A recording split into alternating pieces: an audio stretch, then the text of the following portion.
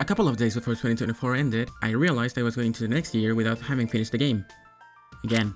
To be fair, I did work on a college short for the whole year, so it's not like I decided to just be lazy, but I still would have wanted to finish the year with a game published. So, I decided I was going to make a game in just 7 days. I'm not very good at math. I was looking at my Steam library when I saw my copy of A Short Hike. I haven't gotten around to playing it yet, but I always end up thinking about it somehow.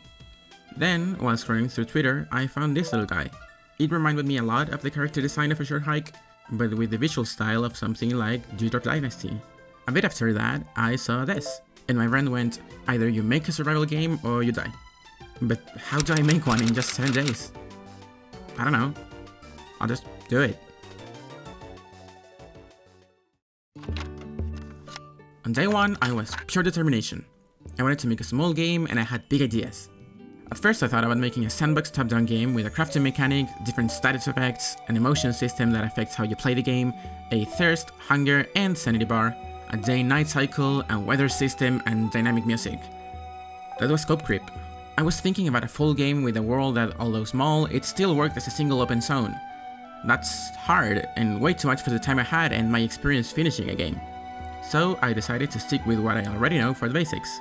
I ended up working on an atmospheric platformer with survival elements, plus some Metroidvania inspiration, cause what kind of indie dev would I be without them? So after day 1, the gameplay loop was already designed alongside most of the visual assets and some music, and I had a little guy moving around. Fun stuff. During day 2, I just kept on working on stuff I knew I could get done pretty fast. I added hunger, health and sanity, a day-night cycle, a camera, ladders, which I had never done and turned out to be way more complicated than expected down the line. I'm sure you'll find tons of bugs with them. I also decided a name for the game, Pimpo the Survivor, and I made HUD change colors when changing biomes. I wanted to start working on something game feel related right away, cause that's one of the most important parts of video games for me. Speaking of which, on day 3, I decided I wanted the game to feel awful, but not like awful. I didn't want to make a bad game, but I think there's some sort of charm in a game that plays just a little bit wonky, especially in survival games. I decided I didn't want the player to feel fast and didn't want them to have any sort of help when jumping. No jump buffer, no coyote time, not even variable jump height.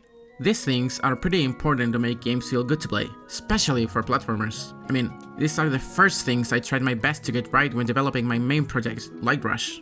They make the game feel fun and fair. I didn't want that for Pimpo here. Other than deciding I wanted Pimpo to suffer, I added water, implemented the music into the game, added a day counter so you can try to survive as many days as you can or complete the game in as few days as possible, and I drew some food sprites for the next day. I also played a lot of Metaphor Fantasio that day, so that's why I rarely got anything done. For day 4, I kind of cheated, I think? Maybe? I don't know. I took a 3-day break because of the new year, so I feel like I didn't actually make the game in a week, even though I didn't work at all during those 3 days. Anyways, I decided to give Pimpo some food.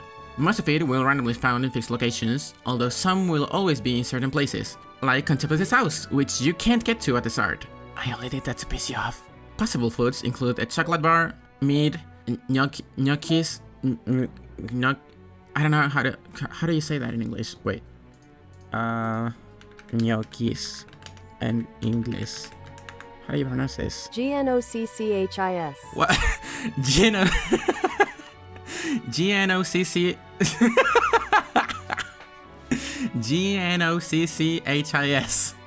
Okay, thanks.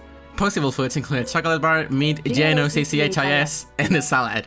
Whenever your hunger is full, you'll pick up any food you come across instead of eating it right away. They all restore different food values, so it might be helpful saving them for later. I also added an inventory slot for keys and some locked doors to open with them. So day 5 was fun and messy. I think most bugs will come from this day. At first, I said I wanted a crafting system because I wanted some sort of progression, but since that would have been a bit complex for this project, I ended up adding a power-up that gives you an extra jump. So I had to expand the world to make those jumps mean something, adding more places where multiple jumps could lead you to something new. And that led to backtracking and secret areas and fall damage and secret items and somehow a secret ending. If I'm not polishing the game that much, then I should add some replay value, right? Right? Day 5 was a lot of content that got finished on day 6. I finished building the world, gave the sanity system a purpose, actually implemented the 2 different endings, and added a cutscene for the introduction. It may sound like it isn't much, but actually the game was practically done after day 6. All that was left was... The final day, all I did was fix bugs. Pretty boring, but kind of necessary. There are some bugs left that I know exist, but honestly, I'm too lazy to deal with them.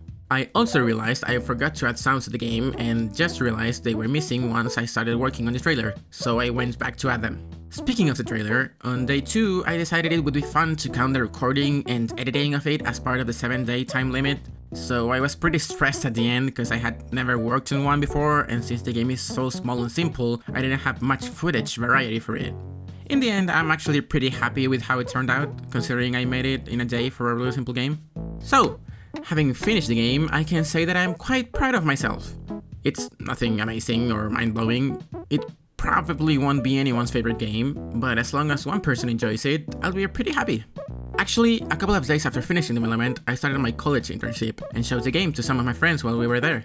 I approached it as live playtesting so I could find more bugs, issues, and just see if players would act the way I wanted them to act with certain design changes I made. And I'm happy to say they definitely did. They got lost where I wanted them to get lost, they took damage where I wanted them to take damage, and they complained where I wanted them to complain. They also had to play the game more than once because in their first run they weren't used to the world yet. Once you understand the basic mechanics and have died like once, the game becomes really easy, especially if you know the world layout, but that's the experience I was aiming for, so I'm glad it works. None of them got the secret ending, so I'm hoping some of you do. I did work on the game once after the initial 7 days to fix a pretty important bug that wouldn't kill you under certain circumstances when you should have died, and to add this little tutorial at the start of the game, but I swear that's all I did. So that's about it. You can find the game on itch.io for free by searching Pimp the Survivor, or just by using the link in the description. Give it a try and tell me what you think about it. Do you like it, or do you hate it and think that I should never touch a game engine again? I'll be reading you in the comments. Thank you for watching, bye bye!